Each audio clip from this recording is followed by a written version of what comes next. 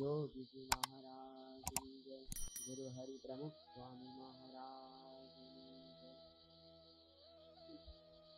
तृतीय अध्यायની અંદર ગઈકાલે શ્રી કૃષ્ણ ભગવાન આપણને કર્મયોગનો ઉપદેશ આપતા હતા. એ કર્મયોગની અંદર આપણે સમજ્યા કે ભગવાનને બધા કર્મ જ્યારે સમર્પિત કરીએ, એની સાથે સાથે આપણે લૌકિક અપેક્ષાઓનો ત્યાગ કરીએ, ભગવાનની પ્રસન્નતાની જ કેવળ ઈચ્છા રાખીએ અને સાથે અધ્યાત્મ ચેતસા આપણે જ્યારે કાર્ય કરીએ ત્યારે એ કર્મ ભક્તિરૂપ થઈ જાય છે. એ કર્મ આપણને બંધન નથી કરતું, પણ એનું જ કર્મ આપણને મોક્ષપ્રદ બને છે. આ કર્મયોગની વાત ટૂંકની અંદર શ્રી કૃષ્ણ ભગવાને આપણને એક જ શ્લોકની અંદર સમજાવી દીધી. ત્યાર પછી તૃતીય અધ્યાયની અંદર બીજી પણ ઘણી બધી કર્મયોગની વાતો શ્રી કૃષ્ણ ભગવાને બહુ સુંદર રીતે સમજાવી. પણ એ બધી વાતો આપણે અત્યારે ચોથા અધ્યાયનો પ્રારંભ કરી અને ત્યાર પછીના ક્રમમાં આપણે ફરીથી ત્રીજા અધ્યાયની બાકીની કર્મયોગની વાતો છે એને આપણે સાંભળીશું. આજે આપણે ચોથા અધ્યાયની અંદર પ્રવેશ કરીએ છીએ. ચોથા અધ્યાયનું નામ છે જ્ઞાન કર્મ સંન્યાસ યોગ. ત્રીજો, ચોથો અને પાંચમો આ ત્રણેય અધ્યાયની અંદર કર્મની વિશેષ વાત શ્રી કૃષ્ણ ભગવાને કરી. ચોથા અધ્યાયથી શ્રી કૃષ્ણ ભગવાને કર્મની અંદર કઈ રીતે કર્મની સાથે સાથે સંન્યાસ પણ કરી શકાય છે ભગવાને ભક્તિ યોગનો પ્રારંભ કરી દીધો. ઘણા બધા એવું માને છે કે ગીતાની અંદર જે 18 અધ્યાય છે ને 3 ભાગમાં વહેંચવામાં આવે છે. 6 અધ્યાયને 3 ભાગ કરવામાં આવ્યા છે એવું કેટલાક વિદ્વાનો માને છે.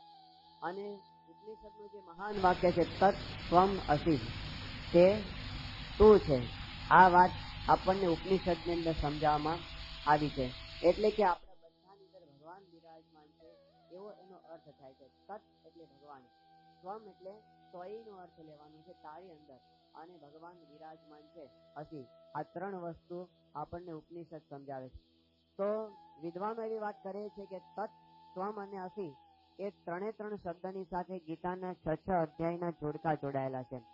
ગીતાના જે પહેલા 6 અધ્યાય છે એની અંદર ત્વમની વાત કરવામાં આવે છે કે તું કોણ છે ને તારે શું કરવાનું. પછીના જે 6 અધ્યાય છે એની અંદર તત્ની વાત કરવામાં આવી છે કે ત્યાં ભગવાનના સ્વરૂપના નિરૂપણની વાત કરવામાં આવી. અને છેલ્લા જે 6 અધ્યાય છે એમાં અસીની વાત કહેવામાં આવી છે કે ત્યાં ભગવાનની સાથે આપણો સંબંધ કેવી રીતે બની શકે એની વાત કરવામાં આવી છે. પરંતુ હકીકતની અંદર ગીતાની અંદર આપણે જોઈએ તો પ્રત્યેક અધ્યાયની અંદર આ બધી વાતો આવી જાય છે. કેટલાક લોકો જ્ઞાન યોગ, કર્મયોગ અને ભક્તિ યોગના પણ વિભાગ પાડે છે ગીતામાં. પણ જયારે ઊંડાણથી આપણે જોઈએ ત્યારે લાગે કે ગીતાના પ્રત્યેક અધ્યાયની અંદર 3 વસ્તુ ભગવાને લઈ લીધી છે. ઉપનિષદની અંદર શાંતિ પાઠની અંદર કહેવામાં આવ્યું છે કે પૂર્ણમિદમ પૂર્ણમદઃ પૂર્ણાત પૂર્ણમુદચ્યતે પૂર્ણસ્ય પૂર્ણમાદાય પૂર્ણમેવાવશિષ્યતે. ભગવાન પોતે પૂર્ણ છે. એટલે ભગવાનનો કોઈ પણ અંશ લો ને એ પણ પોતે પૂર્ણ છે, અપૂર્ણ ક્યારે હોતો નથી. એમ ગીતા છે ને ભગવાનનો પૂર્ણ ઉપદેશ છે. એટલે એમાંથી કોઈ પણ એક ભાગ લો, કોઈ પણ એક અધ્યાય, તો પણ એની પૂર્ણ ઉપદેશ ભગવાને આપી દીધો છે. બીજા અધ્યાયને સાંખ્ય યોગ કહેવામાં આવે છે. પણ સાંખ્યની સાથે સાથે ભગવાને કર્મની વાત કરી જ દીધી છે અને કર્મની સાથે સાથે ભક્તિની વાત પણ ભગવાને કરી જ દીધી છે. કે છે કે મત પરહ, મારા પરાયણ તું થઈ જા, એવી વાત એમણે બીજા અધ્યાયમાં કરેલી છે. કે છે કે કર્મણ્ય વાધિકાર હસ્તે, તારે કર્મ કર્યા કરવાનું છે ફળની આકાંક્ષા સિવાય. તો ત્યાં આગળ કર્મયોગની વાત પણ કરી દીધી છે. એ જ રીતે ત્રીજાની અંદર પણ બધી વાત કરી દીધી છે. પરંતુ ચોથાની અંદર તો ભક્તિ યોગનો વિશેષ રીતે શ્રી કૃષ્ણ ભગવાને રીતસર પ્રારંભ કરી દીધો હોય એવું આપણને દેખાય છે. તો એ આપણે આજે સમજવાના છીએ. બીજા અધ્યાયના આપણે સાંભળો કે પહેલા અધ્યાયનો પ્રારંભ એ ધૃતરાષ્ટ્રના શ્લોકથી થાય છે. મામકાહ પાંડવાશ્ચેવ, પહેલો શ્લોક છે ધૃતરાષ્ટ્રના ગીતાની અંદર. બીજા અધ્યાયનો પહેલો શ્લોક એ અર્જુન પોતે બોલે છે અને કહે છે કે ભગવાન તમે આ મિક્સ, ભગવાનને પોતે વાત કરે છે કે આવી રીતે વિષિદંત, આવી રીતે હું પોતે ભગવાનને કહે છે કે વ્યાકુળ થઈ ગયેલો છું. ત્રીજા અધ્યાયનો પ્રારંભ અર્જુનના શ્લોકથી થાય છે અને ચોથા અધ્યાયનો જે પ્રારંભ છે એ શ્રી કૃષ્ણ ભગવાનના શ્લોકથી થાય છે. આ પહેલો અધ્યાય એવો છે કે જેનો પ્રારંભ ભગવાન પોતે કરે છે. તો શ્રી કૃષ્ણ ભગવાન કહે છે, શ્રી ભગવાન ઉવાચ ઇમં વિવસ્વતે યોગમ પ્રોક્તવાનહમ અવ્યયમ વિવસ્વાન મનવે પ્રાહ મનુરીક્ષ્વા કવે બ્રવીત એવં પરાપ્રાપ્તમિમં રાજર્ષયો વિદુઃ સકાલે નેહ મહતા યોગો નષ્ટઃ પરંતપ સ એવાયમ મયા તેદ્ય યોગઃ પ્રોક્તઃ પુરાતનઃ ભક્તોસી મે સખા ચેતી રહસ્યમ હેતદુત્તમં. ભગવાન કહે છે કે હું તને આજે યોગની વાત કરું છું. આ વાત મેં સૌથી પહેલા ઇમમ વિવસ્વતે યોગમ પ્રોક્તવાન અહમ અવ્યયમ. વિવસ્વાન એટલે સૂર્ય. મેં સૌથી પહેલા આ યોગની વાત સૂર્યને કરી હતી, અને પછી સૂર્યએ પોતે મનુને એ વાત કરી હતી, મનુએ ઇક્ષ્વાકુને એ વાત કરી હતી, ઇક્ષ્વાકુ ત્યાર પછી જે રાજર્ષિઓ થયા એ બધાની અંદર આ વિદ્યા પરંપરાથી પ્રાપ્ત હતી. પરંતુ લાંબો સમય થયો એટલે એ યોગ વિદ્યા નષ્ટ પામી છે. એટલે હું તને આજે ફરીવાર એ જ યોગ વિદ્યાનું જ્ઞાન આપવા માંગુ છું. એવી વાત શ્રી કૃષ્ણ ભગવાન પોતે વાત કરે છે. કેટલાક વિદ્વાનો એ પણ સમજાવે કે યોગ કર્મયોગની વાત શ્રી કૃષ્ણ ભગવાને સૌથી પહેલા વિવસ્વાનને સમજાવી હતી, એટલે કે સૂર્યને સમજાવી હતી. અને એટલા માટે આપણે જોઈએ કે જગતની અંદર કર્મયોગનું કોઈ મૂર્તિમાન દ્રષ્ટાંત તો સૂર્ય પોતે જ. સૂર્ય પોતે નિરંતર પોતે પ્રવૃત્તિશીલ રહે છે. સૂર્ય ક્યારે આળસ કરતો નથી. એમને ક્યારે એવું નથી થતું કે ચલો શિયાળાનો સમય છે તો આપણે કલાક વધારે સૂઈ જઈએ, એવો વિચાર સૂર્યને ક્યારે આવતો નથી. એ નિરંતર પ્રવૃત્તિશીલ રહે છે. અને બીજી વિશેષતા શું છે કે સૂર્ય પોતે ઉગે છે તો સૂર્યની ઉપસ્થિતિ માત્રથી આખા જગતમાં ચૈતન્ય આવી જાય છે. સૂર્ય પોતે કોઈને એમ નથી કહેતો કે તમે કામ કરવા માંડો, પણ સૂર્ય ઉગે છે ને એટલે બધા જ પોતપોતાના કામમાં મંડી જાય છે.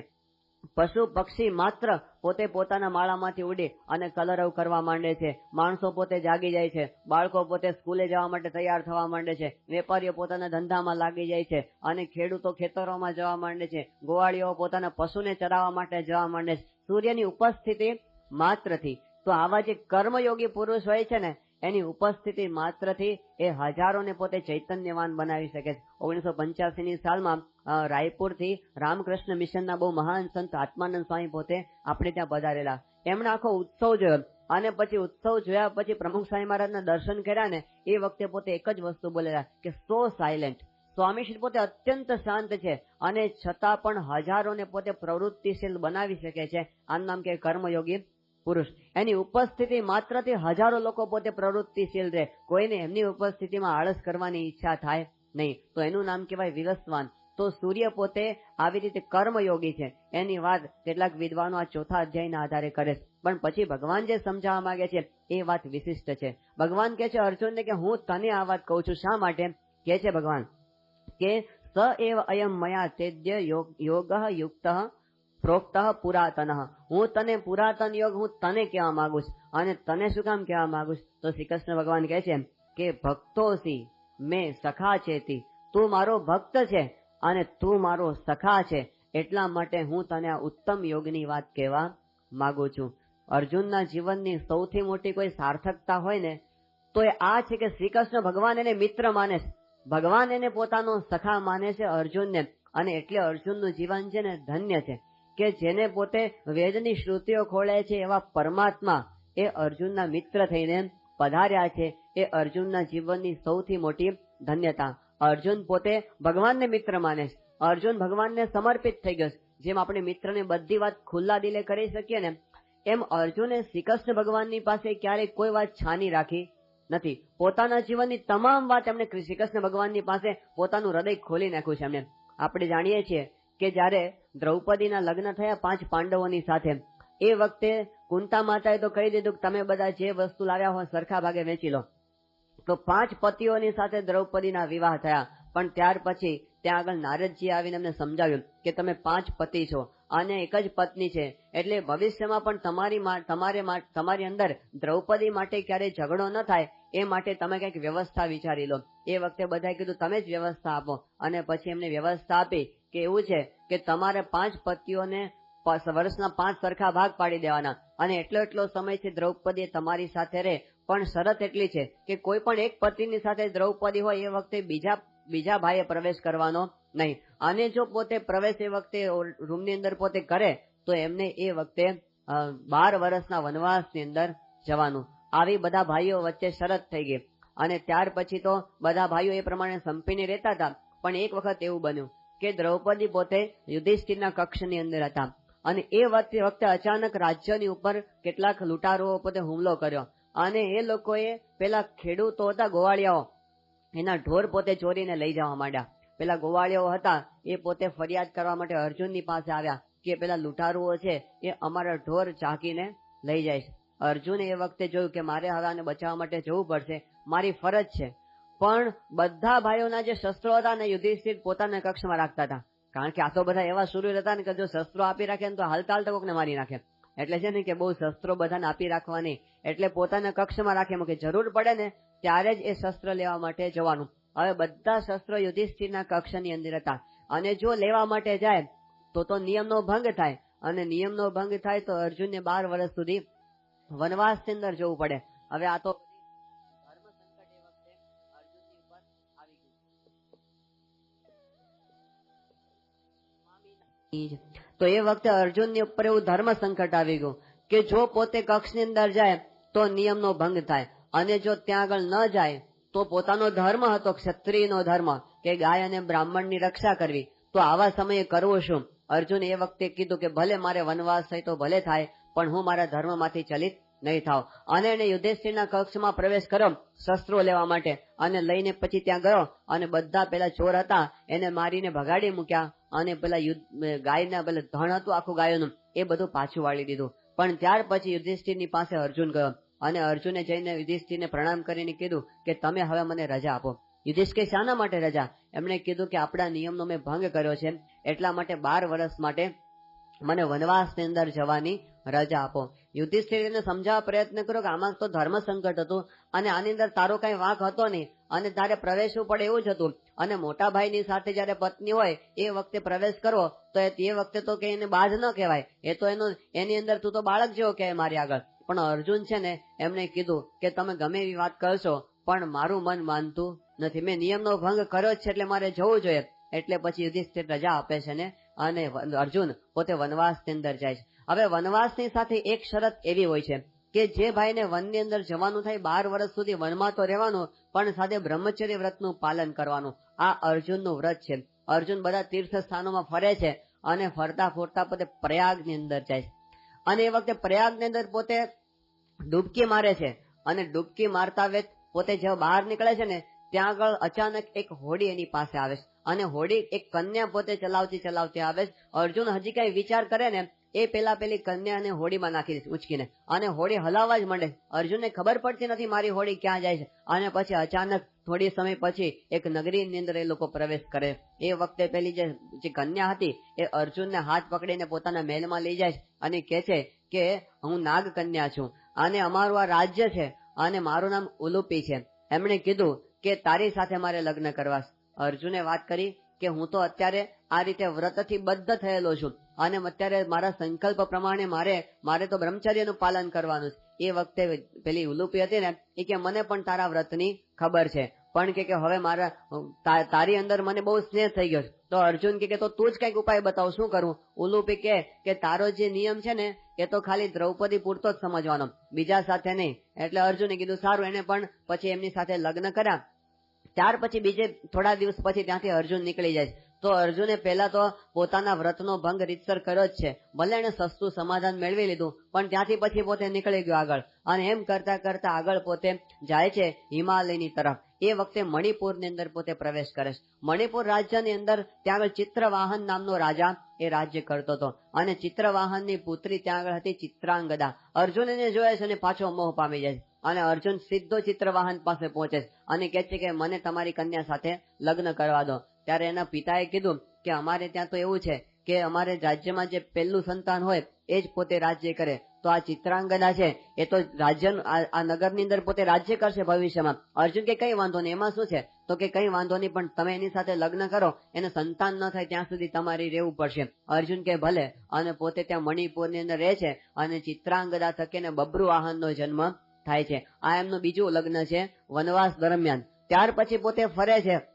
દક્ષિણની અંદર જાય છે અને ત્યાંથી બધા તીર્થો કરતા કરતા છેલ્લે પોતે સૌરાષ્ટ્રની અંદર આવે છે. શ્રી કૃષ્ણ ભગવાનને ખબર પડે છે કે અર્જુન આવ્યો છે. એ વખતે સૌરાષ્ટ્રનું નામ આનર્ત દેશ હતું કે આનર્તની અંદર અર્જુન આવ્યો એટલે શ્રી કૃષ્ણ ભગવાન સામેથી એને મળવા માટે જાય છે અને પછી બંને સખાઓ મળે છે અને એ વખતે શ્રી કૃષ્ણ ભગવાન અર્જુનના સ્વાગતની અંદર પોતે એક સરસ મજાના મહોત્સવનું આયોજન કરે છે ગિરનારની અંદર, રૈવતક પર્વતની અંદર, એટલે ગિરનારની અંદર. તો ત્યાંથી દ્વારિકાથી બધા જ હજારો માણસો બધા ત્યાં દ્વારિકાથી ત્યાં પહોંચે અને એક સરસ મજાનો આનંદ મેળાનું આયોજન કરે છે, નાચ ગાન અને બધા ખાવા પીવાની બધી આઈટમો અને એ બધું ચાલે છે ત્યાં આગળ. હવે એ વખતે શ્રી કૃષ્ણ ભગવાન અને અર્જુન પોતે બંને એકલા બેઠા છે અને પોતે સુખ દુઃખની વાત કરે છે. એ વખતે અર્જુન શ્રી કૃષ્ણ ભગવાનની પાસે પોતાની બધી વાત ખુલ્લી કરી દે છે. એ એની પાસે કઈ કપટ રાખતો નથી. કહે છે કે જો આવી રીતે મારું તો વ્રત હતું પણ હું તો 2 લગ્ન કરીને અત્યારે આવું છું. શ્રી કૃષ્ણ ભગવાન એને આશ્વાસન આપે છે કે તું ચિંતા ન કરીશ, કઈ જે થઈ ગયું તે થઈ ગયું. અને એ વખતે પછી બંને વાત કરતા હોય છે. હવે ત્યાં આગળ એક કન્યા ત્યાંથી પસાર થાય છે અને પાછી અર્જુનની દ્રષ્ટિ એમના પર પડે છે. શ્રી કૃષ્ણ ભગવાનની અર્જુનના મનની બધી વૃત્તિઓને પોતે કળી જાય છે. એ કહે છે કે અર્જુન શું વિચારેશ તું? અર્જુન છે ને શરમાઈ જાય છે, કઈ બોલતો નથી. શ્રી કૃષ્ણ ભગવાન કે મારી બેન સુભદ્રા છે, તારે એમની સાથે લગ્ન કરવા છે? એટલે અર્જુન છે ને કઈ બોલતો નથી. ત્યારે એ વખતે શ્રી કૃષ્ણ ભગવાન કહે છે કે અર્જુન તને એનો ઉપાય હું બતાવું. અત્યારે તો સામાન્ય રીતે ક્ષત્રિયોમાં એવી રીત છે કે કોઈ પણ કન્યાના લગ્ન કરવા હોય તો છે ને એને માટે સ્વયંવરનું આયોજન કરવામાં આવે છે. પણ આ સ્ત્રીનું મન છે ને એ તો બહુ સ્વૈર વિહારી હોય, એટલે એનું કઈ નક્કી નહીં કે તને પસંદ કરે અને ન પણ કરે. એટલે ક્ષત્રિયો માટે બીજો એક ઉપાય છે, એ હું તને બતાવું. અર્જુન કે એકો શું ઉપાય છે? શ્રી કૃષ્ણ ભગવાન કહે છે કે તું મારી બેનનું હરણ કરીને લઈ જા, બેનને ઉપાડી જાતું. આવું શ્રી કૃષ્ણ ઉપદેશ આપે છે અર્જુનને. અને અર્જુન તો જેમ શ્રી કૃષ્ણ કે એમ જ કરવું એવાનો નિયમ છે.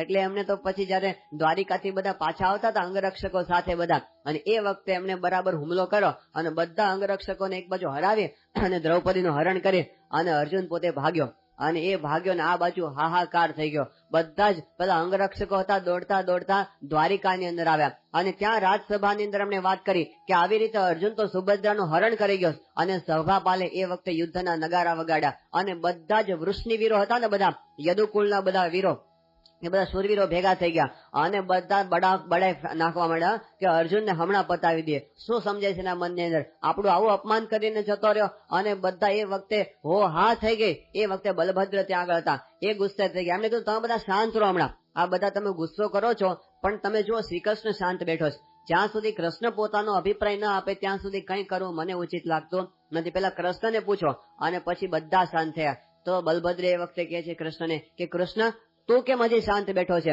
અને આપણે તારા કહેવાથી અર્જુનના સ્વાગત માટે આપણે આટલું મોટું આખું તંત્ર ગોઠવ્યું અને એ અર્જુને પોતે આપણા ઉપર જ આવું કર્યું, આવું ભયંકર અપમાન. તો બલભદ્ર કે હું આ સહન કરી શકીશ નહીં, હું પાર્થના આખા કુળનું નિકંદન કાઢી નાખીશ, આવું બલભદ્ર કે છે. એ વખતે શ્રી કૃષ્ણને સમજાવે છે કે સાંભળો, આમાં અર્જુને કઈ ખોટું કર્યું નથી. એ કહે છે કે અર્જુન તો મહારાજા શાંતનુનું પ્રપૌત્ર છે, એના જેવો પુરુષ આ જગતમાં બીજો કોઈ નથી. અને આપણી બેન સુભદ્રાને એની સાથે લગ્ન થાય એ તો બહુ ઈચ્છનીય છે, એ તો બહુ સારું કહેવાય. અને એ કહે છે કે કદાચ આપણે સ્વયંવર ગોઠવ્યો હોત તો સુભદ્રા ક્યાંક બીજે જાત, એના કરતા અર્જુને જે રસ્તો લીધો છે ને એ યોગ્ય છે, આમાં કઈ મને ખોટું લાગતું નથી. બધા છાના બેસી ગયા. અને એ વખતે શ્રી કૃષ્ણ ભગવાને બીજી એક વાત કરી કે યુદ્ધની અંદર પાર્થની સામે મુકાબલો કરી શકે એવો એકે યોદ્ધા હું આમાંથી તમારામાંથી કોઈને જોતો નથી. ને આવી વાત કરીને એટલે બધાના લોહી ઉકળી ગયા. બલભદ્ર સહિત બલરામ કે શું કે છે તું વાત કરે, હમણાં એને બતાવી દો. અને એવા ઉગ્ર થઈ ગયા. એ વખતે કૃષ્ણ કે તમે બધા ગમે એટલા દોડશો ને તોય પહોંચવાના નથી, કારણ કે શ્રી કૃષ્ણના રથને મારા ઘોડા જોડેલા છે. પતી ગઈ વાત. અરે અર્જુનના રથને મારા ઘોડા જોડેલા છે, કૃષ્ણના રથ. તો અર્જુનના રથની સાથે શ્રી કૃષ્ણના ઘોડા જોડેલા હતા. બધા બેસી ગયા. કૃષ્ણની પૂરેપૂરી મરજી છે, હવે કઈ કરવા જેવું નથી. તો આપણને ગીતા સમજાવે છે કે શ્રી કૃષ્ણ ભગવાને પોતે અર્જુનને પોતાનો સખા માન્યો હતો. એટલી હદે પોતે અર્જુનની સાથે મળી ગયા હતા ને, બંનેના મન નોખા રહ્યા નથી. શ્રી કૃષ્ણ ભગવાનને અર્જુનની સાથે આવી સગાઈ કરી છે. અર્જુનના જીવનનું મોટામાં મોટી સાર્થકતા જ આ છે. ભક્તો સીમે સખા ચેતી, તું મારો મિત્ર છે. જ્યારે શ્રી કૃષ્ણ ભગવાન પોતે અર્જુનની સાથે એકવાર, અને અર્જુનની આ લગ્ન પૂરા થઈ ગયા ત્યાર પછીની વાત છે કે સુભદ્રા, અર્જુન અને શ્રી કૃષ્ણ ભગવાન અને રૂકમિણી આ ચારેય જણ પોતે પિકનિકની અંદર જાય છે એકવાર યમુનાને કિનારે. એ વાત મહાભારતની અંદર આવે છે. તો એ વખતે બધા ફરતા હોય છે. હવે એને તો પિકનિકમાં જવાનો એક જ હેતુ હતો કૃષ્ણ અને અર્જુન કે આપણે બધી જૂની જૂની વાતો બેસીને સંભાળવી. એટલે એક ઠેકાણે નિરાતે બેસી અને પોતાની બધી બાળપણની વાતો અને બધી કિશોર અવસ્થાની, યુવાન અવસ્થાની વાતો બધા બંને યાદ કરતા હતા નિરાતે બેઠા બેઠા. હવે એ વખતે અચાનક ત્યાં આગળ એમની પાસે એક પુરુષ આવે છે, તેજસ્વી પુરુષ, અને આવીને બંનેને પ્રણામ કરે છે. એ વખતે બંને પૂછે છે કે તું કોણ છે? એમણે કીધું કે હું અગ્નિ દેવતા સાક્ષાત છું. એમણે કીધું કે તમે શ્રી કૃષ્ણ અને અર્જુન તમે બંને મને મદદ કરો કે મારે છે ને ખાંડવ વન છે ને એને બાળી દેવું છે. એની અંદર ઘણા બધા દુષ્ટો ભરાયા છે અને એ પોતે આ ક્ષત્રિયોના વિરોધીઓ છે, એટલે મારે આ વનને દાહ દેવો છે. પણ કે મને એક પ્રશ્ન નડે છે કે એની અંદર છે ને તક્ષક નામનો એક નાગ છે અને તક્ષકનો મિત્ર ઇન્દ્ર છે.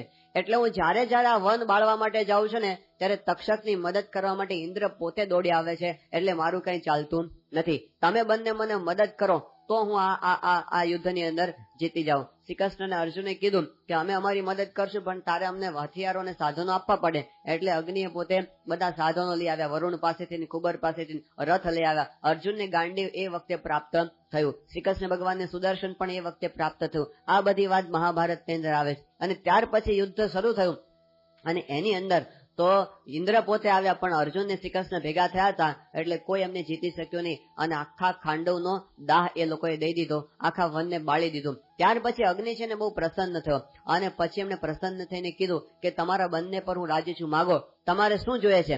એ વખતે અર્જુને પોતે માગ્યું કે છે ને મને તમે સકલ અસ્ત્રો આપો, એવા શસ્ત્રો આપો કે જેનાથી મારા શત્રુ કોઈ મારો પરાભવ ન કરી શકે. એ વખતે એમને વરદાન આપ્યું કે જા તને શસ્ત્રો બધા પ્રાપ્ત થશે પણ હમણાં નહીં પ્રાપ્ત થાય. જ્યારે શિવજીની તું આરાધના કરીશ અને એ તારા પર પ્રસન્ન થશે એ વખતે તને આ બધા શસ્ત્રો મળશે. ત્યાર પછી અર્જુનને બીજા વનવાસ વખતે કિરાતાર્જુનની એમને આખી વાત આવે છે. એ વખતે શિવજીની પ્રસન્નતા થાય છે અને સકલ શસ્ત્રો એમને પ્રાપ્ત થાય. ત્યાર પછી શ્રી કૃષ્ણ કહે છે કે તમે માગો, તમારે શું જોઈએ છે? એ વખતે શ્રી કૃષ્ણ ભગવાન જે માગે છે એ આપણે વિચારવા જેવું. શ્રી કૃષ્ણ ભગવાન કે મારે તો એક જ વસ્તુ જોઈએ છે, પ્રીતિમ પાર્થેન શાશ્વતીમ. પાર્થની સાથે અર્જુનની સાથે મારી પ્રીતિ અખંડ રહે ને એ હું માંગુ છું. આ કોણ માગે છે? ભગવાન માગે છે કે મારા ભક્તની સાથે મારી પ્રીતિ છે ને એ અખંડ જોડાયેલી. અરે કેટલી કરુણા કહેવાય ભગવાનની કે પોતે જગદીશ જીવ જેવા થાય છે અને જીવની સાથે પોતાની મિત્રતા બાંધે છે. આ બહુ જ મોટી વાત. નિષ્કાળ સાંઈ પોતાના કીર્તનમાં લખ્યું છે કે કિયા જીવ કિયા જગદીશ જાણો જુજવી એ વાત છે રે, મર આપીએ સો શીશ તોય વણ મળ્યાની વાત છે રે, કિયા કીડી કરી મેળાપ ભેળો થાવા ભારે ભેદ છે રે, કિયા પૂર્ણ પુરુષોત્તમ આપ કિયા જીવ જેને બહુ કેદ છે રે. ક્યાં જીવ અને ક્યાં જગદીશ, ક્યાં પૂર્ણ પુરુષોત્તમ નારાયણ અને ક્યાં આ લોકનો સામાન્ય માયામાં સબળતો આત્મા. એમને કીધું કે ક્યાં કીડી અને ક્યાં કરી. હાથી ને કીડીની ક્યારે મિત્રતા થઈ શકે નહીં. કાં તો હાથીને કીડી જેવા થવું પડે, કાં તો કીડીને હાથી જેવા થવું પડે. આપણે ક્યાં હાથી જેવા થઈ શકવાના નથી, એટલે હાથી જ કીડી જેવો થાય છે. આજનો દિવસ એ જન્માષ્ટમીનો દિવસ છે. શ્રી કૃષ્ણ ભગવાનની કરુણા લોકની ઉપર ભગવાન પોતે સાક્ષાત આ પૃથ્વી પર પધારીને આપણા જેવા થયા, આપણી સાથે પોતે મિત્ર બન્યા. તો આજનો દિવસ આપણને ભગવાનની કરુણા યાદ કરાવે છે. ભારતની ભૂમિ પર ભગવાનના અવતારો થયા છે કેવળ જીવ પરની કરુણાને લીધે. શ્રીજીમાં જે વચનામૃતની અંદર વાત કરીશ કે ભગવાન પોતે પૃથ્વી પર અવતાર ધારણ કરે છે શા માટે? એ પોતે ધારે તો ભગવાન ધામમાં બેઠા બેઠા પણ બધાનું કલ્યાણ કરી શકે છે, તો અહીં શા માટે પધારે છે? તો ભગવાને ત્યાં આગળ કીધું છે કે કેવળ પોતાના પ્રેમી ભક્તોના મનોરથ પૂરા કરવા માટે ભગવાન પોતે પૃથ્વી પર પધારે છે. તો એમણે આપણી સાથે હેત કર્યું છે. પ્રેમાનંદ સાંઈ પોતે વાત કરી છે કે અક્ષરના વાસી વાલો આવ્યા અવની પર, નવખંડ ધરતીમાં સ્વામી છતરાયા ચાલે રાજ, અક્ષરના વાસી વાલો આવ્યા અવની પર, અવની પર આવી વાલે સત્સંગ સ્થાપ્યો, હરિજન સંગાથે કીધી સાચી સગાઈઓ રાજ, અક્ષરના વાસી વાલો આવ્યા અવની પર. હરિજન સંગાથે કીધી સાચી સગાઈઓ. ભગવાનની સગાઈ છે ને એ સાચી સગાઈ છે. જગતની સગાઈ બધી થોડા સમય માટેની છે અને જે કંઈ થોડા સમયની માટે છે ને એ પણ પાછી સ્વાર્થથી ભરેલી છે. એનો અનુભવ ભર્તૃહરિને સારી રીતે થઈ ગયો અને પોતે સંસારનો ત્યાગ કરીને નીકળી ગયા. ભર્તૃહરિ પોતે રહેતા હતા પોતાના રાજ્યની અંદર, અને એમની પોતાની પત્ની પિંગલા છે ને બહુ પ્રિય હતી, અને એમ હતું કે આખા જગતની અંદર પિંગલાને મારા જેવી પ્રીતિ કોઈની અંદર નથી, અને મને એમના વિશે જેવી પ્રીતિ છે એમના જેવું મારું કોઈ સગું નથી. આટલો બધો એને સ્નેહ, દિવસ રાત એને સંભાળ્યા કરે. પણ એક વખત એવું થયું કે એના રાજ્યની અંદર એક મહાત્મા પધાર્યા. હવે ભર્તૃહરિ પોતે એમના દર્શન કરવા માટે ગયા. એ વખતે પેલા મહાત્માએ પ્રસન્ન થઈ અને ભર્તૃહરિને એક ફળ આપ્યું, અને ફળ આપીને કીધું કે લે, આ અમર ફળ છે, અમર ફળ. આ ફળ એવું છે ને, એકવાર તું ખાઈશ તો તારી યુવાની અમર થઈ જશે અને ક્યારેય ઘરડો નહીં થાય. બહુ અદભુત આ ફળ છે, આ ફળ તું ખાઈ જજે. એટલે રાજા છે પોતાને ઘરે ફળ લાવ્યા. હવે વાલી વસ્તુ હોય તો કોણ યાદ આવે કે હું ખાવાને કરતા મારી પ્રિય વ્યક્તિને હું આપું, એટલે કે હું ખાવાને કરતા પિંગલાને આપું તો સારું. એટલે પોતે ગયો પોતાની રાણી પાસે અને કીધું કે જો એક સુંદર ફળ છે, અમર ફળ, આ ખાજે, તારી યુવાની અમર થઈ જશે, અદભુત છે, આવો ફળ બીજું ક્યાંય જગતમાં નથી, તારા માટે જ લાવ્યો છું. એટલે પછી પિંગલાએ ફળ લઈ લીધું અને પોતે કીધું સારું હું ખાઈશ. પણ પછી પિંગલાને છે ને પાછો રાજાની ઘોડશાળમાં જે અશ્વપાલ કામ કરતો હતો એની સાથે સાંધો હતો.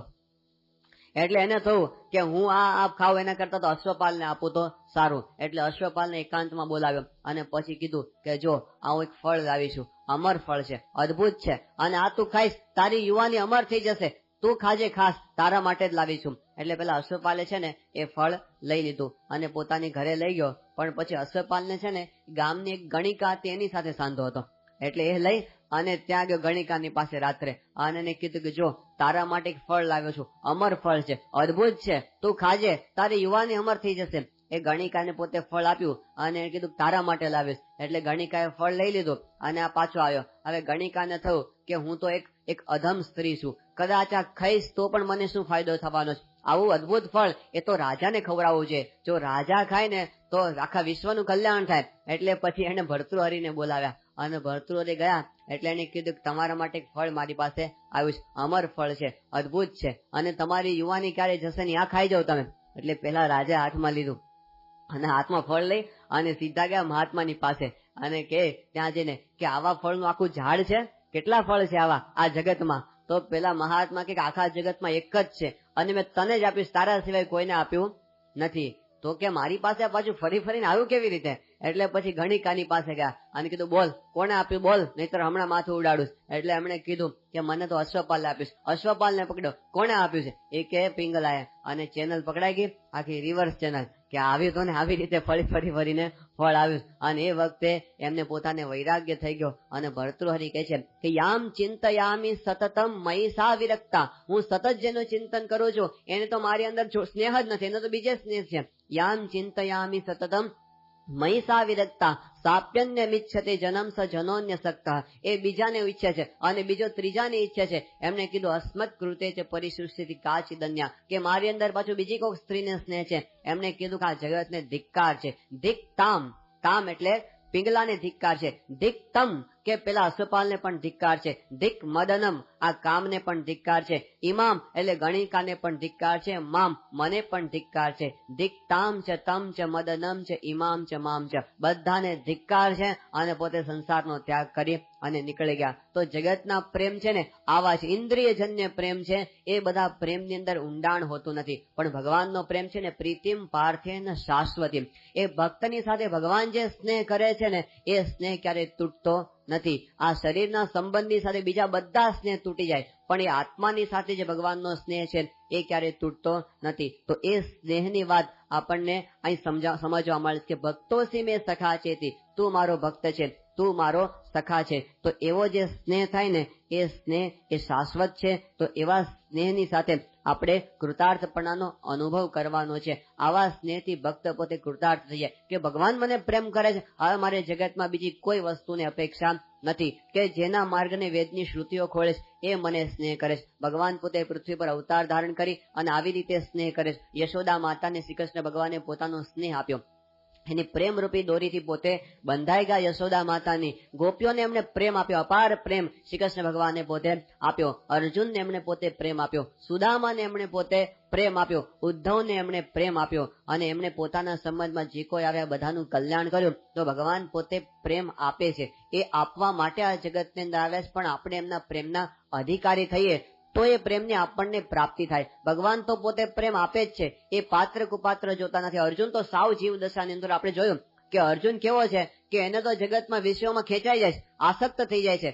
મહાભારતની અંદર શ્રી કૃષ્ણ ભગવાનના પાત્રનો પ્રવેશ પહેલી વખત થાય છે દ્રૌપદી સ્વયંવર વખતે. ત્યાં સુધી શ્રી કૃષ્ણ ભગવાનના નામનો ઉલ્લેખ આવતો નથી. દ્રૌપદી સ્વયંવર વખતે એવો ઉલ્લેખ આવે છે કે જ્યારે દ્રૌપદી રંગમંચ ઉપર પ્રવેશ કર્યો ત્યારે જેટલા કઈ રાજાઓ હતા બધા જ આસક્ત થઈ ગયા છે દ્રૌપદીના સ્વરૂપની અંદર. એ વખતે એક પુરુષ એવા છે, બધા દ્રૌપદીની સામે જુએ છે, અને એક પુરુષ એવા છે જે અર્જુનની સામે જુએ છે, ને એ છે શ્રી કૃષ્ણ. એને ક્યારેય જગતની અંદર આસક્તિ થઈ નથી. તો આવા જે પરમ પુરુષ છે જે જગતથી વિરક્ત છે, અને છતાં આપણે બધા જગતની અંદર ચોટેલા જીવોની સાથે ભગવાને મૈત્રી કરી છે ને, આ એમની સૌથી મોટી કરુણા. તો ભગવાન અને સંત એમના સ્નેહના જયારે આપણે અધિકારી થઈએ ને ત્યારે આપણું જીવન છે એ કૃતાર્થ થઈ જતું હોય છે. ભગવાન આવી મૈત્રી આપણી સાથે કરે છે. ભગવાન સ્વામિનારાયણે પોતે કાઠી દરબારોની સાથે મૈત્રી કરી. હવે કાઠી દરબારો તો બધા જ દૂષણોથી ભરેલા હતા. એ બધા જ્યાં સુધી મેલીકારે ન જાય, ગામ ભાંગવા ન જાય ને ત્યાં સુધી એમને ઊંઘ ના આવે, આવી એમની પરિસ્થિતિ હતી. અને કેવા ક્રૂર ખબર છે, પેલા એભલ ખાચરે તો આમ તલવારની ધાર કાઢી, આમ સજાવી, અને પછી તલવારની ધાર હવે ચેક તો કરવી પડે ને કે આ ધાર કેવી. તો આમ રસ્તા પરથી પસાર થયા અને 3 મુસલમાનો નમાજ પડતા હતા. તેને કીધું જોઈએ ધાર કેવી, અને ત્રણેયના માથા ઉડાડી દીધા કે આ ધાર બરાબર છે. આ રીતે ચેકિંગ થાય. પણ આવી રીતે લોકો તલવારની ધાર ચેક કરવાની અંદર માથા ઉડાડી દે, આવા લોકો હતા. પણ એ બધાના હાથની અંદર ભગવાને માળા પકડાવી દીધી, પણ પ્રેમ કર્યો, અપાર સ્નેહ. કાઠી દરબારોની સાથે મહારાજ ઘોડીઓ ખેલાવે. અને ઘોડીઓ કઈ રીતે ખેલાવે, ત્યાં જીવા ખાચરના દરબારમાં જેને દર્શન કર્યા છે ખબર હશે, દાદા ત્યાં આગળ ગરડાની અંદર મેડી બહુ ઊંચી છે, અને ઊંચી મેડી પછી ઉપરની જે પેલી થાંભલી હોય ને આડી, એ નીચી હોય. એ વખતે બીમની જગ્યાએ લાકડાની થાંભલી હોય બધી. તો પેલા મહારાજ પોતે ઘોડીની ઉપર ચડે અને પછી ઓસરીની અંદર ઘોડી દોડાવે, અને પેલી થાંભલી આવે એટલે માથું નીચું કરે, પાછું ઊંચું કરે, પાછું નીચું માથું કરે, અને પોતે આમ સડસડાટ પસાર થઈ જાય. અને દરબારોને લાગે વાહ, આટલી સરસ ઘોડી હલાવે છે ભગવાન છે, બીજા કોઈ હોય નહીં. દરબારોને આવી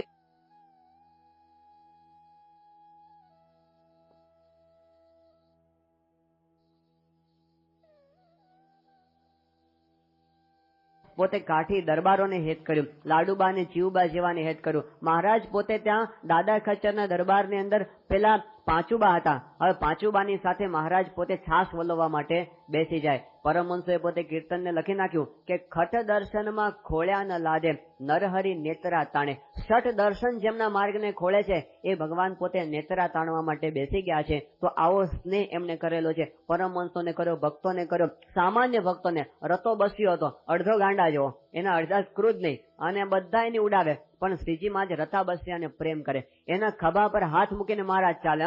એટલે પરમહંસોએ તો હરિચૈત્રામૃત સાગરમાં લખી નાખ્યું કે મોટા મોટા પરમહંસોને જેટલો સ્નેહ પ્રાપ્ત નથી થયો એટલો મહારાજા રતા બસ્યાને પ્રેમ કરતા. કોઈ ભેદ એમને રાખ્યા નથી. પોતાના સંબંધમાં આવ્યા બધાને એમને પ્રેમ આપ્યા જ કરો, આપ્યા જ કરો. પરમહંસોને કેવો પ્રેમ. પ્રેમાનંદ સ્વામીના ખભા પર હાથ મૂકી મહારાજ ભુજની બજારમાંથી પસાર થયા. મહારાજનો હાથ પ્રેમાનંદ સ્વામીના ગળામાં, અને પ્રેમાનંદ સ્વામીનો હાથ મહારાજના ગળામાં, અને પછી પ્રેમાનંદ સ્વામી એક કીર્તનની પંક્તિ એક પંક્તિ એ ગાય, અને પછી મહારાજ પાસે એક પંક્તિ ગાય. આવી રીતે ગાતા ગાતા ભુજની બજારમાંથી પસાર થાય. આવો પ્રેમ એને પરમહંસોને કરેલો. અને પછી પ્રેમાનંદ સ્વામીને ક્યાં સુધી, મહારાજે પોતાના મુખમાં ચાવેલા પાનની પિચકારી પ્રેમાનંદ સ્વામીના મોઢામાં નાખીશ. આટલો બધો સ્નેહ. એટલા માટે એ લોકોના પરમહંસોના જે કીર્તનોમાં કેફ દેખાય પ્રાપ્તિનો, કે કેટલો બધો સ્નેહ. યોગાનંદ સ્વામીના મોઢામાંથી શબ્દો નીકળી ગયા કે શી કહું એ સુખની વાત કહી નથી જાતી, શી કહું એ સુખની વાત કહી નથી જાતી, એ સુખ સંભાળતા આજ ફાટે મારી છાતી, મારી છાતીમાં એ સુખ સમાતું નથી. જયારે ભગવાન પોતે મનુષ્ય જેવા થઈ અને આટલો બધો અપાર સ્નેહ જયારે ભક્તોને કરતા હોય એ વખતે ભક્ત કૃતાર્થ થઈ જાય. એ ભેદભાવ જોતા નથી. આપણે મોટા સંતોના જીવનમાં જોઈએ યોગી બાપાનો કેવો બધો પ્રેમ. યોગી બાપાને આ જગતના કોઈ પ્રેમમાં એને આસક્તિ જ નહીં, પણ છતાં પણ પોતે કેટલા બધા પ્રેમ કર્યા યુવાનોને કે યોગી બાપાના પ્રેમમાં પાગલ જે થઈ ગયા, જ્ઞાન ભક્તિ વૈરાગ્યનો ખજાનો લઈ ગયા. આ સત્પુરુષનો પ્રેમ છે. આ જગતના સ્નેહ જો એનો સ્નેહ નથી હોતો, એ તૂટી જાવો નથી હોતો, ભેદભાવ વાળો નથી હોતો, પણ એનાથી પર હોય છે. હકીકતમાં તો બંનેનો કોન્ટ્રાસ્ટ કેટલો બધો હતો. આ બધા યુવાનો હતા યોગીજી મહારાજના વખતમાં, બધા રંગચંગથી ભરપૂર કોલેજિયન યુવાનો, અને એ વખતે એમને તો બધું ખાવા પીવાનું બધી રીતે જોઈએ. અને યોગી બાપા તો પોતે આમ જુનાગઢની બરાબર અખાડામાંથી આવ્યા હતા. વહેલા 3 વાગે ઉઠી જવાનું અને આમ ટાઢા પાણીએ નાવાનું. અને યોગી બાપાની રીત બધી કેવી કે આમ 3 દિવસે ઉપવાસ કરી નાખવાનો અને જાડા લુગડા પહેરવાના, જગતની વાત તો જિંદગીમાં ગમે જ નહીં, અને આમ સાવ જુદી એમની રીત. અને એની સામે યુવાનો તો બધા જ ફિલ્મ, નાટક, સિનેમા બધામાં પડેલા હતા. હવે બંનેનો કોઈ રીતે મેળ બેસે એવું હતું નહીં. પણ યોગી બાપાએ જગતના દોષો ન જોયા, કૃષ્ણ ભગવાને અર્જુનની માનસિકતા ન જોઈ, અર્જુનની જીવદશા ન જોઈ, બસ પ્રેમ કર્યો. અને યોગી બાપા યુવકોને આવો પ્રેમ કર્યો, બધા વશ થઈ ગયા. કેટલી હદ સુધી! મહંત સ્વામીની વાત એ પોતે કરે છે. તો મહંત સ્વામીના પિતાશ્રી હતા ને એ સત્સંગી હતા, અને મહંત સ્વામી તો પોતે ત્યાં રાયપુરની અંદર ભણતા હતા, અને પોતે આમ એકદમ પાછા બ્રિલિયન્ટ, અને કોન્વેન્ટ સ્કૂલમાં પહેલેથી ભરેલા, એટલે એને આપણી કોઈ પ્રણાલિકા ગમે નહીં. સાધુઓનો તો નામથી એમને એલર્જી, એટલી બધી એમને એલર્જી. હવે એમને ઘરે યોગી બાપા જયારે આવ્યા અને પહેલી વાર મહંત સ્વામીને જોયા, અને મહંત સ્વામીને ખબર પડી કે યોગી બાપા આવે, તો જયારે આવે ને કે યોગી બાપા આવે એટલે પોતે પાછળના દાદરથી ઉતરે. 2 દાદરા હતા ઘરની અંદર, કે આગળના દાદરેથી આવે ને તો કાયમ પાછળના દાદરેથી ઉતરી જાય. હવે એકવાર એમને ખબર પડી કે યોગીજી મહારાજ આવે એટલે પોતે પાછળના દાદરેથી ઉતરવા ગયા, પણ યોગી બાપા પાછળના દાદરેથી ચડતા હતા.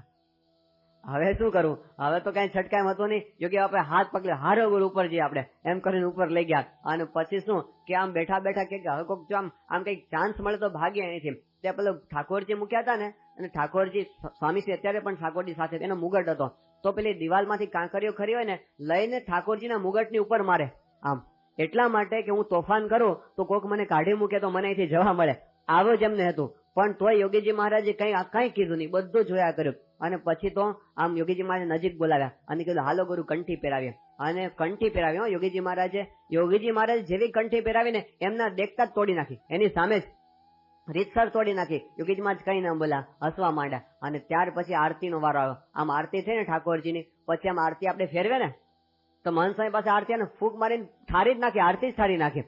હવે આટલી હદે કોઈ તોફાન કરે, રેવાય આપણાથી? પણ એમને યોગીજી મહારાજ કઈ ન બોલા. છેલ્લે જયારે નીકળતા હતા એ વખતે તળાવની પાળ પાસે બેઠા હતા મહંત સ્વામી. યોગીજી મહારાજ એની પાસે ગયા અને પછી કીધું કે અમારી કઈ ભૂલચૂક થઈ હોય ને તો માફ કરજો. બસ આટલાની અંદર રંગાઈ ગયા કે મેં આટલા બધા હેરાન કર્યા, આ પુરુષ મને કહે છે ભૂલચૂક થઈ હોય તો માફ કરજો. અને એ દિવસથી પોતે રંગાઈ ગયા. આજે એમના દર્શનથી હજારોને શાંતિ થાય એવી આધ્યાત્મિક સ્થિતિએ સાધુ થઈ ગયા. એ કે અમે કોઈ સંત થાય એવા હતા. ડોક્ટર સ્વામી તો જયારે યોગી બાબા કહે તમારે તિલક ચાંદલો કરવાનો, એ ના જ પાડે કે તમે બીજી બધી વાત કરો, તિલક ચાંદલાની વાત કરતા ને. મેડિકલ કોલેજમાં ભણતા હતા અને જરાય માને નહીં, પણ છતાંય એમના બધાના પથ્થર જેવા હૃદયને પણ યોગી બાપાના પ્રેમે પોતે પીગળાવી દીધો. તો મોટા સંત છે ને એને જીવનું સાચું હેત કરતા આવડે. સ્વામી વાતોમાં લખ્યું છે કે જગતની અંદર કોઈને સાચું હેત કરતા આવડતું નથી. કરે ખરા પણ કરતા આવડે નહીં. એક ભાઈ હતા ને એને 12 ગામ જવાનું હતું. હવે નવું પેન્ટ સીવડાવેલું, પણ પેન્ટ છે ને આમ એક વેત લાંબુ થઈ ગયું હતું સીવવાની અંદર. એટલે એમને કીધું કે મારે કાલ સવાર જવાનું. એની માને કીધું કે માં કાલ સવારે મારે જવાનું, તો છે ને આ મારું પેન્ટ છે ને એક વેત વધારે લાંબુ થઈ ગયું, એને તમે કાપીને હરખું કરી દેજો ને. એની માં કે મને ટાઈમ નથી. એટલે કીધું કઈ વાંધો નહીં. તને ભાઈ પાસે ગયો કે ભાઈ જરા આ વેત લાંબુ છે, મને ટૂંકું કરી આપજે ને, કાપી નાખજે ને, હું અત્યારે ઉતાવળમાં છું. તો એના ભાઈએ કીધું કે મને પણ ટાઈમ નથી. પછી બેનને કીધું કે તું આ મારું પેન્ટ જરા કાપી નાખજે ને, એક વેત લાંબુ છે. એમને કીધું મને પણ ટાઈમ નથી. એટલે બધા એવું કીધું. એને કીધું ટાઈમ મળશે તો કાપી નાખીશ. બધા એટલું કીધું. શું કીધું? જો સમય મળશે તો કાપી નાખીશ. હવે કોઈની પાસેથી સરખો જવાબ મળ્યો નહીં, એટલે કીધું હાલો હવે હું જ બેસું. એટલે એમને છે ને માપ લઈ અને એક વેત કાપી નાખ્યું અને પેન્ટ ઉપર ટીંગાડી દીધું. હવે પછી એવું થયું કે બધાને ટાઈમ મળ્યો, ધીમે ધીમે બધાને ટાઈમ મળ્યો કે એની માં આવી એટલે આમ એક વેત કાપી નાખ્યું, ભાઈ આવ્યો એક વેત કાપી નાખ્યું, બેન આવી એક વેત કાપી નાખ્યું. હવારે પહેર્યું ને તો પેન્ટ ને બદલે બરવીડા થઈ ગયું હતું. આ વાત મહંત સ્વામી ઘણી વખત વાત કરે છે. તો થાય છે શું? જગતમાં બધા હેત કરવા તો જાય પણ હેત કરતા કોઈને આવડતું નથી. આપણને બંધનકારી હેત કરે છે અને ભગવાનના સંત જે હેત કરે ને એ આપણને મુક્તિપ્રદ હેત કરે છે. આ લોકની અંદરથી આપણને તોડી નાખે એવું યોગી બાપાનો સ્નેહ હતો. એની પાસે યુવાનો આવે, યોગી બાપા કેવું હેત કરે, આમ ધબ્બો મારી અને કાનમાં આંગળી ફેરવે કે શું તમારું નામ, એમ કે. એક વખત યોગીજી મહારાજ અડવાળની અંદર બિરાજમાન હતા. યુવકોને આમ વેકેશન પડે ને એટલે તીરની જેમ છૂટે યોગી બાપાને મળવા માટે કે આપણે પહેલી જ ગાડી પકડવાની. તો પોતે પહેલી ગાડી પકડીને ત્યાં આવી જાય. તો વિવેક સાગર સ્વામીને વેકેશન પડ્યું. નારાયણભાઈ નું નામ. તો યોગીજી મહારાજ પોતે અડવાળમાં હતા. તો છેક મુંબઈ થી પોતે આવ્યા, રાયકા સ્ટેશને ઉતરવાના હતા. યોગીજી મહારાજ ને ખબર પડી કે નારાયણભાઈ આવે એટલે 2 યુવકોને સામે લેવા માટે મોકલ્યા. અને પછી એ વખતે તો ઉનાળાનો વખત અને થાક્યા પાક્યા આવ્યા હતા અને પાછા એમના ચપ્પલ તૂટી ગયા. એટલે એવા થાક્યા હતા, કંટાળીને ચાલતા ચાલતા છેક રાયકાથી અડવાળ આવ્યા. પણ જયારે અડવાળ પહોંચ્યા યોગીજી મહારાજ પોતે મંદિરની અંદર બપોરે 2 વાગે એમની રાહ જોઈને બેઠા હતા. અને જેવા આવ્યા એ વખતે પોતે ઉભા થઈ ગયા અને ઉભા થઈને સામા દોડ્યા રીતસર યોગીજી મહારાજ અને પછી નારાયણભાઈને પોતે ભેટી પડ્યા અને પછી કે દોહેલા મળવા દાસ ભલા ભક્ત ભગવાનના જીવન પ્રાણ આવી ગયા અને એમ કરીને આખા શરીરે જે હાથ ફેરનો થાક માત્ર ઉતરી ગયો અને પછી કે શરીર બહુ સુકાઈ ગયું લાગે છે, કઈ વાંધો નહીં, ચિંતા કરશો નહીં, જગતની ગંધ માત્ર આપણે કાઢી નાખવીશ. એમના સંકલ્પો કેવા, જગતની ગંધ આપણે કાઢી નાખવીશ. તો એમનો સ્નેહ, એ સ્નેહ હતો ને, હજારો માતાઓ ભેગી થાય ને તો પણ સ્નેહ ન આપી શકે એવો સ્નેહ સત્પુરુષ પોતે આપી શકે છે. યોગી બાપા પાસે યુવકો બધા ભેગા થાય અને પછી જયારે નાવા માટે સાંજે ભેગા થાય ને, બાપાનો કાર્યક્રમ કે 5 યુવકોને ઉપવાસ આપવાના, તોય યુવકો જાય. તોય બાકી આવું ગમે કોઈને? ખબર છે કે ત્યાં જશું તો ઉપવાસ પડશે જ, અને છતાં યોગી બાબા ધબ ભાંગી તમારે ઉપવાસ, આજે ઉપવાસ, અને હોંશે હોંશે બધા કરે. ત્યાં પિનાકીનભાઈ બ્રહ્મભટ્ટ અત્યારે સત્યપ્રકાશ સ્વામી છે, મુંબઈની અંદર રોજ સાંજે કોલેજેથી આવી અને યોગી બાપાને સ્નાન કરવા જાય અને પાછા યોગી બાપાને ઇંગ્લિશ શીખવાનો બહુ ઉમંગ કે તમારે મને અંગ્રેજી શીખવાડું. તે યુવકો બધા અંગ્રેજી શીખવાડે. યોગી બાપા કે આપણે અંગ્રેજી શીખવાડો, કે કોકને ઉપવાસ આપવો હોય તો શું કહેવાનું? તો શીખવાડ્યું સત્યપ્રકાશ સ્વામી કે ટુમોરો ફાસ્ટ, એવું કહેવાનું, ટુમોરો ફાસ્ટ.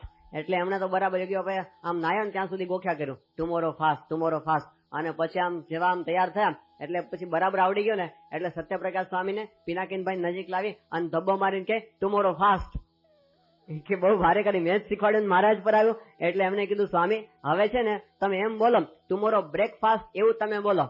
યોગી બાપા કે એવું ખોટું ખોટું નહીં શીખવાડવાનું, જે શીખવાડવાની બરાબર છે. તો સમજે પાછા આવી એમની લીલાઓ બધી, પણ એની અંદર બધાને આનંદ આવી જતો હતો. એક વાર કે હવે મને ઇંગ્લિશ શીખવાડો, શું કરવાનું? એ કે બાપા તમે સભાની અંદર આવો અને પેલા એક સ્વામી હતા ગુણાતીત ચરણદાસ એનું નામ, એ કે ગુણાતીત જો આમ ઊંઘતા હોય ને, ઝોકા ખાતા હોય ને, તો તમારે એવું કહેવાનું ગુણાતીત ડોન્ટ ડોઝ, એવું કહેવાનું, ગુણાતીત ડોન્ટ ડોઝ, આવું તમારે કહેવાનું. એટલે યોગી બરાબર ગોખી નાખ્યું. અને પછી તો સભાની અંદર આવ્યા અને આશીર્વાદ ની અંદર એવી આમ આનંદ બધો થઈ ગયો કે યોગીજી માને ભૂલાઈ જ ગયું પેલું, અને આશીર્વાદ પૂરા થઈ ગયા, માઇક જતું રહ્યો. એટલે યુવકો યાદ કે બાપા ઓલું તો રહી ગયું. એ કે હા ઓલું લઈ ગયું, લાવો. એ કે સંચો લાવો, સંચો. એ કે માઇક ને સંચો કહેતા. એટલે સંચો પાછો લાવ્યા અને પછી ગોઠવો. એટલે યોગી બાપા જોરથી જય બોલાવી, સહજાન સ્વામી મહારાજની, અક્ષર પુરુષોત્તમ મહારાજની, બધી જય બોલાવી અને પછી કે હે ગુણાતીત ડોન્ટ ડોઝ. હવે સભામાં ગુણાતીત હતા જ નહીં, એ વખતે હાજર જ નહોતા, પણ તો યોગી બાબા કે આપણે શીખા એટલે બોલવાનું. હવે આવી એમની નિર્દોષતા હતી, પણ એના જે કામણ એવા લાગ્યા, એ પોતે પરમ વિતરાગી પુરુષ, પણ એમની અતિશય કરુણા એવી કે જગતના રગ રગથી ભરેલા આપણને એમણે હેત કર્યું. તો સત્પુરુષની આ કરુણા છે. પ્રમુખ સ્વામી મહારાજ અત્યારે યુવકો, કિશોરો, બાળકો બધાનો હજારોનો પ્રેમ સંપાદિત કરી શક્યા, કારણ કે એમને આવો નિસ્વાર્થ પ્રેમ, નિસ્વાર્થ સ્નેહ આપેલો. સ્વામીશ્રી જયારે આમ લંડન જેવા શહેરમાંથી વિદાય લેતા હોય ને, એ વખતે ત્યાંના રંગરાગથી ભરેલા યુવાનો આખી સભા ધ્રુસકે ધ્રુસકે રડે, રીતસર રડે બધા. 90ની સાલમાં તો પેલા યુવકોએ પોતે આમ પ્રાર્થના તૈયાર કરેલી, પણ પ્રાર્થના જ્યાં ગવાય ને, આખી સભામાં કોઈની આંખ છે ને એ કોરી રહી શકી નથી. તો એમનાથી છૂટા પડવું કોઈને ગમે નહીં. એવો પ્રેમ એમનો, આમ થોડુંક જ બોલાવી દે અથવા એક નજર કરી દે ને, એની અંદર એવો સ્નેહ આપી દે ને, એ ક્યારેય ભૂલાય નહીં. તો આવો જે સંતનો સ્નેહ છે, અપાર કરુણા, અપાર સ્નેહ, બધાની સાથે પોતે, નાના નાના બાળક સાથે, યુવાનો સાથે કોઈ જાતનો ભેદભાવ નહીં. બદલપુરની અંદર આપણે એક હરિભક્ત છે હરિભાઈ, એટલી સામાન્ય સ્થિતિ એની. હમણાં સુધી તેની કેવા ચશ્મા કેવા હતા ખબર છે? ચશ્માની એક દાંડી સાજી અને બીજી દાંડી દોરાથી બાંધેલી, આટલી સામાન્ય સ્થિતિના હરિભક્ત. પણ જયારે જયારે બાપાને મળે તો પહેલેથી એમની રીત કે પ્રમુખ સ્વામી મહારાજના દર્શન કરવાના, ત્યારે ચરણ સ્પર્શ નહીં કરવાનો, પણ એમના પેટ ઉપર હાથ ફેરવવાનો, એમની રીત આ વર્ષોથી. અને સ્વામી પણ પોતે સમજી કે હરિભાઈ આવે એટલે સ્વામી ગાતરી ઊંચું કરી લો, હરિભાઈ હાથ ફેરવી લો, આવો એમનો પ્રેમ. તો આવા એમના ગામડાના હોય, શહેરના હોય, નાના મોટા તમામની સાથે એમનો કઈક સ્નેહ સંબંધ છે ને, એ કઈક નોખો છે. અને એના દ્વારા બાકી હજારો માણસો એમના આજ્ઞામાં વર્તે છે, અને આ સેંકડો યુવાનો બધું એમના વચને કુરબાન થઈ જાય છે અને આમ સાધુ થઈને આવી જાય છે. એ શું છે? એ એમનો કઈક નોખો સ્નેહ છે. તો વિતરાગ છે ને એમને ઉભો થઈ જાય, વૈરાગ્ય એમને ઉભો થઈ જાય, એ બાળકોને હેત કરી શકે. સ્વામીશ્રી અટલાદરાની અંદર હતા 1996ની સાલમાં. હવે એ વખતે અટલાદરામાં 2 બાળકો રહે છે, ભગવત અને તિલક, નાના 5-6 વર્ષ એ વખતે એમની ઉંમર. પણ બંનેનો રોજનો નિયમ, સ્વામી જયારે રાત્રે આરામમાં જાય ને ત્યારે મોટેરી જય બોલાવવાની, આખી ગુરુ પરંપરાની, અને એટલું આખું મંદિર ગાજે ને એવી જય બંને ચિલ્લાઈને પોતે એમ બોલે. સ્વામી પણ એમને સ્મૃતિ આપે રોજ. તો પછી સંતોને શીખવાડ્યું કે અમૃત મહોત્સવ પૂરો થઈ ગયો સ્વામીશ્રીનો, એટલે હવે છે ને સંતોએ શીખવાડ્યું કે તારે છે ને બોલવાનું કે પ્રમુખ સ્વામી મહારાજ શતાબ્દી મહોત્સવની જય, આવું બોલવાનું. એટલે પછી એક દિવસ પોતે બોલ્યા અને સ્વામીશ્રીને અકળાઈ ગયા. સ્વામી કે આવું કોને શીખવાડ્યું, આવું નહીં બોલવાનું. એટલે પેલા યુવક છોકરાઓ તો પેલા એ વખતે તો છાના રહી ગયા, પણ પછી ફરી વાર બોલ્યા, 2-3 દિવસ સુધી બોલ્યા. એટલે પછી રાત્રે બોલ્યા ને, સ્વામી થોડા સિરિયસ થઈ ગયા, ગંભીર. સ્વામી કે આવતીકાલે જો જય બોલાવશો ને તો રૂમમાં પ્રવેશ નહીં મળે, એન્ટ્રી બંધ તમારા માટે.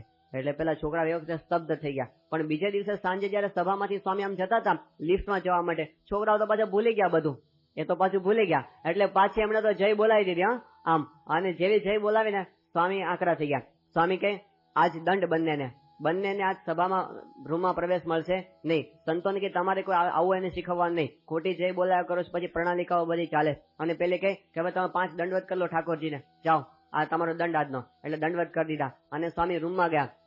જમવા માટે સ્વામી બેઠા, સ્વામી બધા સંતો અને થોડા હરિભક્તો યુવકો બેઠા હતા અને પેલું આમ વાંચન શરૂ થયું ગ્રંથનું. આમ ગ્રંથનું વાંચન શરૂ થયું, પણ સ્વામી છે ને થોડા અનઇઝીનેસ લાગે, સ્વામીને ગમે નહીં ક્યાંય. આમ થોડી વારે જોયા કરે, આમ આજુબાજુ જોયા કરે. સ્વામી કે પેલા બે છોકરાઓ કેમ દેખાતા નથી?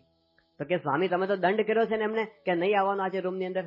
સ્વામી કે ના બોલાવો, બિચારા છોકરાઓ છે ને બોલાવો. અને પછી બોલાવ્યા તો આખે મંદિરમાં શોધ્યો તો તિલક મળ્યો, ભગવત મળ્યો નહીં. તો તિલકને લઈ આવ્યા અને જેવો આવ્યો ને સ્વામી કે તિલક તને ખોટું લાગી ગયું હોય ને તો માફ કરજે, હા તને અમે ગુસ્સે થયા પણ તારે મનમાં કઈ લાવવું નહીં. આમ તિલકને કીધું સ્વામી. એ છોકરાની માફી માંગે, 5 વર્ષના છોકરાની. અને પછી સ્વામી કે ભગવત ના મળ્યો કે ના એ તો નથી મળતો. બીજે દિવસે સવારે લિફ્ટ આગળ મળી ગયો ને સ્વામી ફરી ભગવતને કીધું ભગવત ગઈકાલે અમે તને વઢ્યા, તને ખોટું લાગી ગયું હોય ને તો તું માફ કરજે. હવે આ પ્રેમ એ પોતે લાખોના ગુરુ છે અને નાના બાળકની માફી માંગી શકે છે. આ પ્રેમ ક્યારેય ભૂલાય એવો નથી. અપાર સ્નેહ. સ્વામી શ્રી 1993 ની અંદર ત્યાં કલકત્તાની અંદર હતા અને એ વખતે આમ લિફ્ટમાં બેસીને સ્વામી 12મા માળે સ્વામીનો ઉતારો અને નીચે ઉતરીને કાયમ સ્વામીને નીકળવાનું થાય. દિવસમાં એકવાર ઉપર ચડવાનું, એકવાર નીચે ઉતરવાનું, આટલો સ્વામીનો રોજનો ક્રમ. હવે એની અંદર એક લિફ્ટમેન હતો, ઇન્દ્રકાંત એનું નામ હતું, બંગાળી, અને એને ગુજરાતીનો એક અક્ષર પણ આવડે નહીં.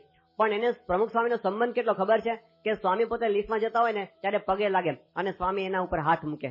ઉપર જાય ત્યારે એકવાર હાથ મૂકે, નીચે ઉતરે ત્યારે એકવાર હાથ મૂકે. બસ આટલો સ્પર્શ. અને એમાં એવા રંગાઈ ગયો એ માણસ કે જયારે 12 દિવસ પછી સ્વામી પોતે નીકળ્યા ને પેલો લિફ્ટમેન ધ્રુસકે રડે, રીતસર રડી પડે પોતે. તો એમને પોતાને આમ રહેવાય નહીં. તો કહેવાનો અર્થ એમ છે કે એમના સ્પર્શ માત્ર ની અંદર સુખનો અનુભવ કરાવી દે, આપણને પ્રેમનો અનુભવ કરાવી દે. ભગવાન અને સંતનો પ્રેમ છે ને એ દિવ્ય છે. શ્રી કૃષ્ણ ભગવાને આપણને પ્રેમ આપ્યો. આજે જન્માષ્ટમીનો દિવસ છે. જગતની અંદર કોઈકનો જન્મ દિવસ હોય તો શું કરીએ આપણે? એને બર્થડે ગિફ્ટ આપીએ ને. એને જે પ્રિય વસ્તુ હોય ને આપણે આપીએ, એને જે વસ્તુ ભાવતો હોય એ આપણે આપીએ, એને જે વસ્તુ ગમતી હોય એ આપણે ભેટમાં આપીએ. શ્રી કૃષ્ણ ભગવાનને શું ગમે છે? ભગવાનને પોતાને ભક્તિ ગમે છે, બીજું કઈ ગમતું નથી. તો આજે એમને ભેટમાં ભક્તિ આપવાની. ભગવાન અર્જુનની ઉપર કેમ રાજી થયા? અર્જુનની અનન્ય શરણાગતિ જોઈને ભગવાન એના પર રાજી થયા. ભગવાન ગોપીઓને કેમ વશ થઈ ગયા? ગોપીઓની ભક્તિ જોઈને ભગવાને ગોવાળોને વશ થઈ ગયા છે. ભગવાન રૂકમિણીને કેમ વશ થયા? રૂકમિણીએ જગતના વિષયનો ત્યાગ કરી દીધો અને ભગવાનમાં સ્નેહ કર્યો. ભગવાન એને વશ થઈ ગયા. ભગવાન ઉદ્ધવજી ઉપર કેમ પ્રસન્ન થયા? તો ઉદ્ધવજીએ ભગવાનને માટે કીધું કે હું જગતની અંદર નથી મોહ પામતો, તમારી અંદર મોહ પામ્યો છે. તો કેવળ ભગવાનની અંદર જે જોડાયા છે એવા ભક્તોની ઉપર ભગવાનનો રાજીપો થાય છે. તો ભગવાનને આજે આપણે એમના જન્મ દિવસે ભક્તિ આપવાની. ભક્ત્યા તુષ્યતે કેવલમ નતુ ગુણેહી ભક્તિ પ્રિયો માધવ. માધવ પોતે ભક્તિ પ્રિય છે. તો આજે બર્થડે ગિફ્ટ આ આપવાની. તો એનો સ્નેહ છે ને આપણે એનો અનુભવ કરી શકીએ. એ તો આપણને પ્રેમ વરસાવ્યા જ કરે, પણ એ પ્રેમની અનુભૂતિ માટે આપણે આપણા તરફથી ભક્તિ કેળવવાની જરૂર છે. એકવાર શ્રીજી મહારાજ પોતે કચ્છની અંદર પધારેલા એક ગામની અંદર. હવે એ વખતે શું થયું કે જે ગામમાં મહારાજ પધારે ને એ ગામના હરિભક્તોએ બધા આખા ગામને ભેગું કર્યું કે આપણે મહારાજનું સ્વાગત કરવું. એટલે એમને સ્વાગત માટે બધી તૈયારીઓ કરી અને પછી મહારાજે કહો ઓહો આખું ગામ ભેગું થયું. તો શ્રીજી મહારાજ શું કર્યું ખબર છે કે પોતે આમ ગામને પાદર પહોંચ્યા ને સીધા ઠેકીને વંડી ઉપર ચડી ગયા, દિવાલની ઉપર. હવે આવું કે ભગવાન કરે? એટલે લોકો તો બધા કે આવા ભગવાન હોતા હશે. 25% તો જતા જ ને પાછા કે આને કે ભગવાન કહેવાય. ગયા અને પછી મહારાજ ત્યાં બેઠા કે હવે અમારે હજામત કરાવીશ, મુંડન કરાવીશ. હરિભક્ત કે મહારાજ નીચે ઉતરો, બધી વ્યવસ્થા આપણી ઘરે થશે. કે નહીં મારે અહીં જ કરાવું છે, અહીં બેઠા મુંડન કરાવું.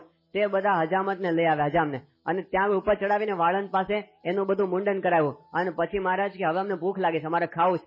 એ કે મહારાજ ખાજો પણ અહીં બેઠા મારે કે અહીં જ બેઠા અને અત્યારે જ. એટલે પછી દહીં ને રોટલો લાવ્યા અને મહારાજ જમે. આમ પાછો મહારાજ ફરે અને મહારાજ જમે ને તો અહીં સુધી કોણી સુધી રેલા ચાલે અને પછી એ મહારાજ ચાટે.